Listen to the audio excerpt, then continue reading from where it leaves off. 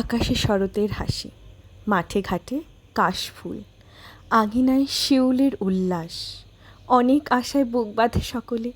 এই তো মাতৃশক্তির আরাধনার সময়, এই তো নারী প্রজ্ঞা জাগরণের সময়। নরাসুরের বিকৃষ্ট বাসনা ও কুদৃষ্টি থেকে বাঁচতে জগৎজননীর কাছে এই তো প্রার্থনার উপযুক্ত সময়। এসো দেবী দশভুজা, এসো দেবী মহামায়া, এসো শক্তিরূপিণী মা, তুমি এসে নরাসুরের শাস্তি দাও, আমাদের স্বস্তি দাও, আমাদের শান্তি দাও। বহু ক্ষেত্রে অগ্নিসাক্ষী মানুষটি মনের মানুষ হয়ে উঠতে পারে না। স্বামী হওয়ার অধিকার, প্রতিনিয়ত শাসন আর অত্যাচার, পিতৃগৃহে পালিয়ে বাঁচে কেউ, বা জীবন দিয়ে বাঁচে, আবার কেউ বিক্রির পর বেঁচে থেকে প্রতিদিন মরে। নরাসুরের এতই নৃশংসতা, এতই অন্যায়, এতই অত্যাচার মহিষাসুরকেও হার মানায়।